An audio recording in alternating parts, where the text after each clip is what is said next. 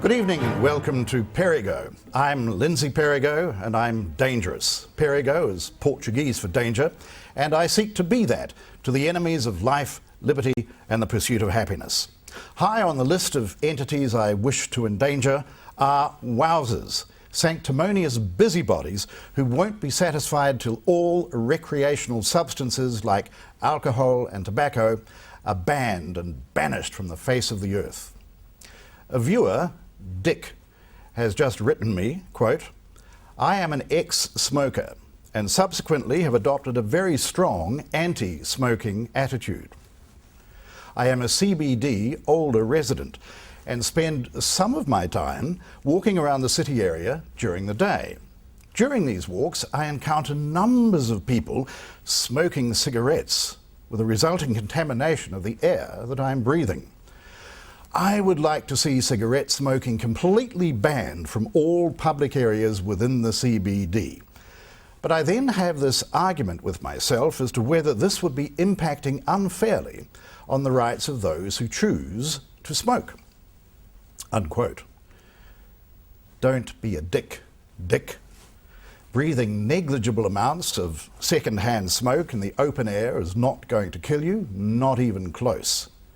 But advocating a ban on smoking in public is going to encourage freedom killers like the Nico-Nazis, whose default position on anything they disapprove of is to have it banned.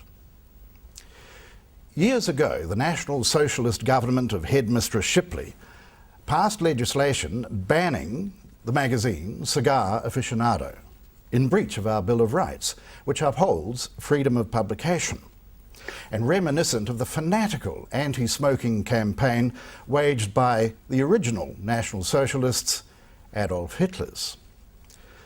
The regime of Comrade Clark banned cigar bars such as the one that used to be at the top of Parnell Rise in Auckland, again in breach of our Bill of Rights, which upholds freedom of association. I suggested to National's then leader, Don Brash, that he hold a public meeting at the cigar bar and announced that National would overturn this fascist filth. He resisted my generous advice, of course, and went on to lose the 2005 election by a whisker, an election I maintain he could have won had he persisted with the conviction politics he displayed at Orewa and been a fearless advocate of individual freedom and limited government. National Party tenets, after all. I'll put this to Don Brash directly in our interview segment tonight. In the meantime, hold this thought, especially you, Dick. In a free society, people will always use their freedom in ways you disapprove of. Unless they're directly imposing something on you against your will, however, you have no right to ban it. Anything between consenting adults in private, and most things between consenting adults in public, should be allowed. Where something can be plausibly argued either way, err on the side of allow. Let not the wowsers and their ilk achieve incrementally what Adolf Hitler failed to achieve militarily. That's the Peritorial. Don Brash is next.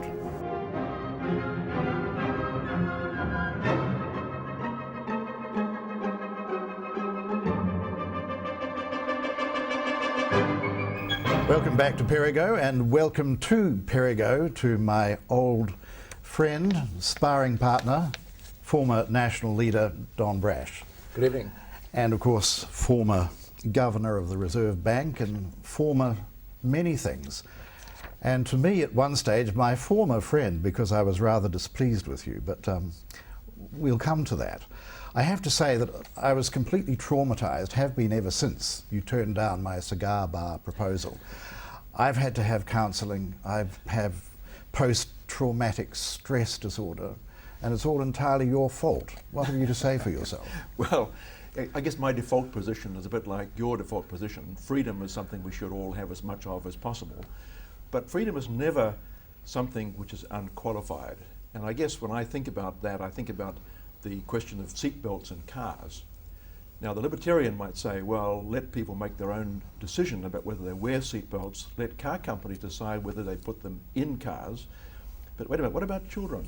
Do we not want to have some responsibility for protecting children and perhaps insist that they wear seatbelts? And in a society where people expect the other taxpayers to pick up the cost of personal injury, don't the taxpayers have some right to say to people, look, you should reduce the risk of your suffering a traumatic injury in a motor vehicle accident? But the thing that is wrong there is the compulsory picking up of the tab by people who had nothing to do with it. Well, and the libertarian position on seatbelts would be it is for the owners of the roads to set the terms. And of course the libertarian would say the government shouldn't own the roads, and there would be another point of departure between us because you're such a socialist, Don. But let's come back to the smoking thing. My position, consonant with what I just said, whether you can smoke or not in a restaurant, whether you may smoke in a restaurant, is over to the owner. And I put this proposal to you at Antoine's because that was my way of trying to bribe you into accepting the proposal. It was a flash lunch at Antoine's. But Antoine should be able to say you may not smoke, or you may in my restaurant, or you may smoke in that area but not in this, which is the way it was actually prior to that legislation. Now, what's wrong with that proposition? Well, indeed, and I'm not sure there is much wrong with that proposition at all. But it's a tricky area because restaurant trade, for example, is so intensely competitive. You may very well find restaurants all feeling they have to accommodate people who want to smoke in restaurants to the disadvantage of those people who don't. Well, those people who don't, if they don't like it, don't go to the restaurant. And I'm sure in this day and age of fanatical anti-smoking fervour, it would be quite profitable for restaurant owners to be non-smoking, and the market would decide. Remember that thing, the market, that you socialists overlook? Yes, I do. Well, I mean, the more serious point, of course, that I'm trying to make, and I made it in the Peritorial, is that had you carried on the momentum you generated with that Orewa speech, you would have swept to power on the strength of your conviction politics. But more or less immediately after that, you went soft. And you were overtaken by the pragmatists from the Bolger, Jenny Shipley, Bill English era. Well, you were still surrounded by them. Why didn't you get rid of them? Well, of course, you can't get rid of them. They're in the caucus, and you can't willingly dismiss them from the caucus. They're part of your team, and you depend on their votes to remain the leader. But even the staffers and advisors, those people who put you in go-karts and made you walk planks and that sort of thing. I changed a number of them. But let's look at the 2005 election, which you correctly point out I didn't win. I very nearly won, yes, and in fact I got the best National Party vote in any general election since 1990. In 1990, of course, was the first past the post election. I got a better vote in 2005 than any previous National Party leader in an MMP election, and indeed better than 93. Yes, it was extremely good, and the election before was National's worst result. Well, so that makes your achievement all the more remarkable. But my point is, it could have been better still, and history would have been affected for the better by that. Well, I mean, you're implying that had I remained what you call a conviction politician, I would have won. I mean, my own interpretation of the 2005 election result is we lost by a very small margin for two main reasons. One was that the Labour Party grossly overspent, not just slightly overspent, but grossly overspent the legal limit of what they were allowed to spend. In the last week of the campaign, the National Party went into that last week leading in the polls by a small margin. Midweek, Labour ran a very aggressive newspaper ad campaign throughout the country, "Don't put it all at risk." Very good slogan. And we had plenty of money in the bank, but we were up against our legal limit. We couldn't reply to that. We later discovered, of course, that Labour had grossly overspent the limit, just ignored it. And of course the other thing they did, as you recall, was the interest-free student loan bribe. Which National subsequently accepted. Well, not your responsibility, I know. I'm not defending that at all, but clearly it was a huge bribe. Many voters, students and their parents and indeed their grandparents, were attracted by that, and I think that was more than enough to take them across the victory poll. So you don't think that the groundswell from Orewa was needlessly dissipated? And if you don't think that, Well, I mean, I'll readily acknowledge that I should have used that momentum much more effectively than I did. I didn't understand at that point just what a strong position a leader has when the party is well ahead of the polls. I should have used that more actively. I accept that. If you recall, I predicted National's failure in an email that I sent you, expressing anger about your flip-flop over the civil unions legislation. It was one of the emails that ended up in Nikki Hager's possession. You've no doubt had it printed and framed, but let me remind you part of what it said. You have succumbed to McCulleyism, and there is nothing more despicable in politics than that. You'll all go down, which is what you all deserve. Signed, your former friend, Lindsay. I remember the email very well, indeed.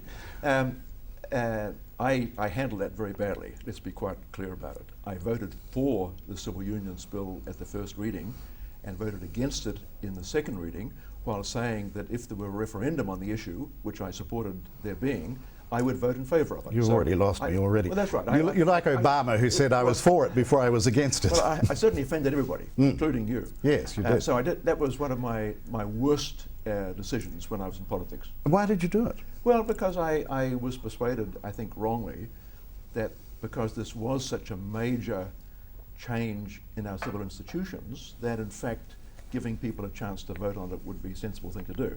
In retrospect, I think that was wrong.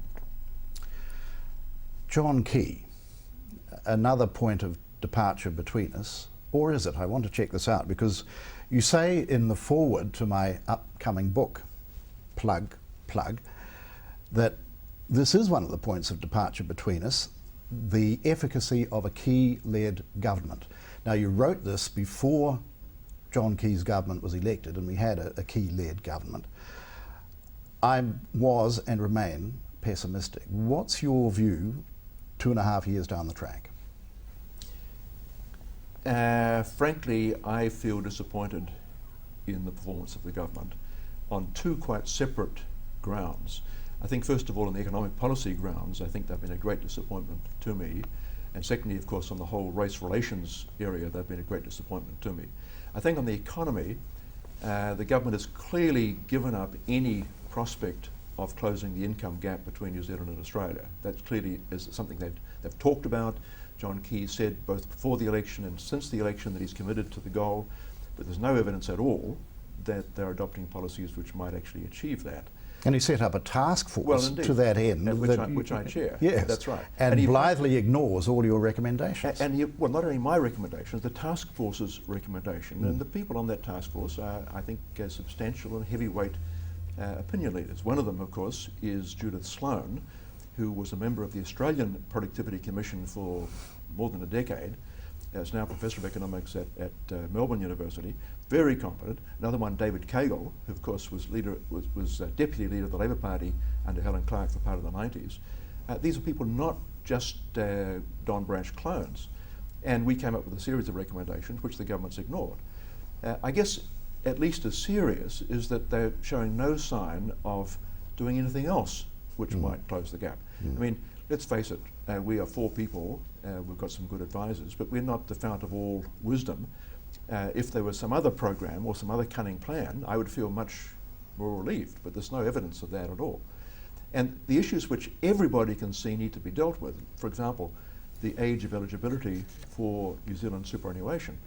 The Prime Minister has said, this will not change while I am Prime Minister. Well, everybody can see that that needs to change. The Australians are doing it, the British are doing it, the Americans are doing it, the Americans are talking about doing it, but what a hot potato it is, just as it is here. But the Americans, as I understand it, are already on track very slowly to raising it to 67, the age of eligibility. Everyone can see it needs to happen. New Zealand Super is a good scheme, but it will not survive the very substantial increase in those over 65 unless there's an adjustment. Now, there will be an adjustment, but by pretending there will not be, we deny New Zealanders the chance to prepare themselves for that. But that's not that radical to say that, is it? It's not nearly radical enough for me, for example. And the rest of what you say is not that radical. Absolutely. Reduce the tax and regulatory burden. You don't even say slash spending. You want to sort of stabilise it. We want to reduce spending to where it was relative to GDP in 2005. That's the not end radical. of Labour's second, that was Labour, yes. That's exactly right. Yes. But in Labour's third term, they went bonkers with the chequebook. They started throwing money around in gay abandon. Bill English sometimes unkindly blames me for that, I think because we ran the 2005 election so close. But Labour was grossly irresponsible in their third term, and government spending as a share of GDP rose very strongly indeed. National has shown no sign at all of winding that back. But has it really ever been any different with a national government or a national-led government? Because what they tend to do is scream blue murder at the socialist reforms of a Labour government, but leave them intact when they come to power because they end up being vote winners. Well, as I say, I had hoped to change that in 2005. I don't think it's quite fair of the first Bolger government. They made some really significant changes. Oh, and then we had another breather and a cup of tea, and he sacked Ruth Richardson. Well, indeed, that's right. That's right. It's not a good track record. I mean, the worry for those who believe in democracy is that governments have discovered you can take $100 off one person, give $20 to 5 people, and win a net 4 votes. And when a left-wing government does that, it's very difficult for a centre-right government to reverse that. I don't want to pretend otherwise. But just on New Zealand Super for a second, going back to that, I mean, when I was leader, I made a on-the-record speech saying, look, it would be unconscionable to change anything about New Zealand Super for people who are already retired or who are close to retirement age. They haven't got time to adjust. But most people in their 30s and 40s don't expect the scheme to be there when they reach 65. Telling them they might have to work to 66 or 67 or 68 would be no great drama. And that's right, it would not be a vote loser. Absolutely. As yet. National's poll didn't change following that speech. So what is it that's lacking? I mean, clearly it's courage for one thing, but any kind of Churchillian vision for the future, which I had hoped you would embody, is not going to happen now with this lot, is it? Well, certainly... I mean a sense of crisis. Well, that's right. And the odd thing is... And we are in a crisis, aren't we? We had not one crisis, but 2 crises. We had the global financial crisis, which everybody could see was the worst international downturn since the 1930s. That surely, I would have thought, would have been enough of a crisis to justify eliminating some of the dopier policies of the last Labour government. With the earthquake, of course, the second crisis, there's an absolutely perfect, not excuse, but reason for making some changes. Let me just go back to another couple of schemes which Labour put in place towards the end of their term. I mean, once upon a time, we had subsidised doctors' visits for people who had chronic ill health or who were relatively impecunious, low-income people. That was a perfectly sensible thing to do from my point of view. And then I think Labour extended it to children under the age of 6 and then to adults over the age of 65. And then lo and behold, every person, irrespective of age, irrespective of income, gets a subsidised doctor's visit. Now, a hugely expensive program for very, very poor policy justification. You're not helping people who are poor, you're not helping people who are suffering from bad health, you're subsidising everybody to go to the doctor. Very expensive indeed, should have been rolled back, as National in fact wanted to, said we would do, in opposition. But National won't roll anything back like that. And my question for you now is, given that that is so, and given that ACT is in bed with National, is there any truth to these rumours that you are involved in a cunning plan to set up a new party of the so-called centre-right, or perhaps, as your critics would say, the far-right, to push this radical agenda? Well, look, I spent 4.5 years in Parliament. I was incredibly lucky to be Leader of the Opposition for more than 3 of those 4.5 years. I'm not busting a boiler to get back into Parliament at all. Having said that, I'm sufficiently angry by what is happening and by what is not happening that sometimes I feel tempted. But you're not actually doing it? At this point, I'm not. See, I'm suspicious because I asked you directly in an email, another famous email, and it's the only time I think that you didn't reply. And I took from that, Now this was at the time when it was being reported that people like you, John Banks and a few other names were being tossed around, were having discussions with a view to setting up a new party. And I asked you and I got no reply. Well, as you correctly remind me, emails are very dangerous. I've discovered that the hard way. So I'm a bit cautious how I reply to that. But well, you didn't reply. No, I didn't reply. That's quite right. I didn't reply. And basically, I as I say, feel angry at times about what is not happening, and that tempts me to go back into Parliament. But look, I've been out of Parliament now for 4 years. But have you been discussing with people setting up a new party? Some people have approached me to set up a new party. Some people have approached me to say, why don't I join the ACT party? In fact, some people say, I've always been a sort of secret ACT party member. Why don't I come out of the closet, so to speak, and declare in favour of the ACT party? Certainly some of the policies which ACT espouses I very much agree with. So you would consider that?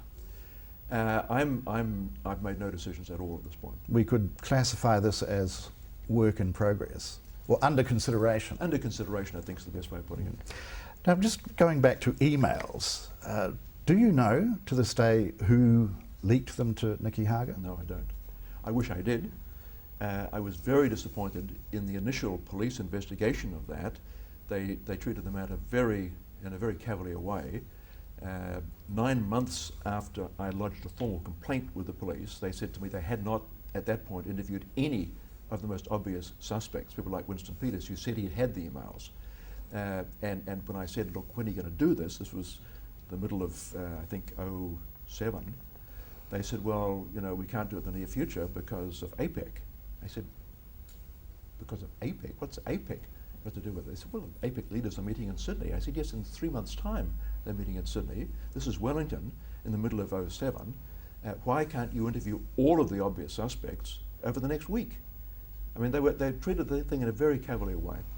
But there were various theories as to how it had happened. One, that you'd simply printed them out and forgotten where they ended up, and the next thing they were being photocopied and distributed to all and sundry. Well, that is one theory, and for some of the emails that's absolutely plausible. I did tend to print out long emails to read at home or read on the plane or whatever, but the email you cited earlier from you was a 2-line or 3-line email. That's not the kind of email I normally print out at all. But you did print it out to frame it. So you don't think the police tried hard enough? I think they subsequently did. I think they did a very comprehensive investigation last year, but of course that was 4 or 5 years after the event. And do you have a prime suspect? No, I don't. I wish I did. But there are all kinds of theories, but none of them quite fit all the facts. So looking ahead, you're undecided about what you might or might not do politically. But if finally I asked you to summarise how serious is the situation the country is in and what most urgently needs to be done, what would your answer be? I think we desperately do need to raise living standards in New Zealand. I think it's a tragedy that there's now a huge gap between us and our nearest neighbour. We simply have to take seriously the task of reducing that gap. I'd also like to say, I think we also have to deal with Maori issues. There's a perception around that the government has simply abandoned its previously very strongly held view that all New Zealanders should be treated as equal under the law. We're no longer doing that. And the Maori seat should be abolished? Maori seats should be abolished. Which was national policy. Absolutely. Indeed, it was a national policy going into the last election. They didn't have Maori wards in the Auckland super city, and that was good, but I think that was mainly pressure from ACT, I gather. But we do have a Maori Statutory Advisory Board. Why do we have a Maori Statutory Advisory Board? When the Environmental Protection Authority was set up recently, there was an establishment board appointed. One of the 4 is Maori. I have no problem with that. It may be a very good person. But one of the tasks of that group is to nominate the names of the Maori Advisory Board for the Environmental Protection Authority. What on earth does the Environmental Protection Authority need a Maori Advisory Board for? And talking of things environmental, another great albatross around our neck is a commitment to this absurdity of man-made global warming. Are you a sceptic? Yes, I am. I'm a sceptic in the sense that I don't believe the case has been established that human activity is warming the climate. I can't prove that it's not the case, but I certainly don't believe that case has been proven. Well, you're not required to prove a negative, and No, I think it's quite clear that other factors are involved and always have been. We've always had warming and cooling. Well, we know that there was a medieval warm period, which was much warmer than the globe is now. We know that the Roman period was quite a lot warmer than it is now. I have a very close friend in Australia who is one of Australia's top physicists who thinks the whole thing's a con. Which it is. We could talk forever, but I'm pretty sure we've exhausted our time. Very nice to see you. Thank you very much for coming in, and all the best. Thank you. Friend. Thank you. Don Brash, and I'll be back with this week's Romantic Music Jam in a moment.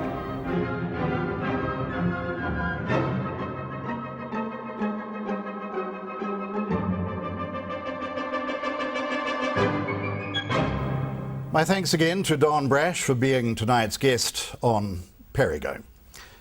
And so to this week's gem from the Romantic music era, courtesy of Marbex, who've kindly made a copy of this week's CD available to give away.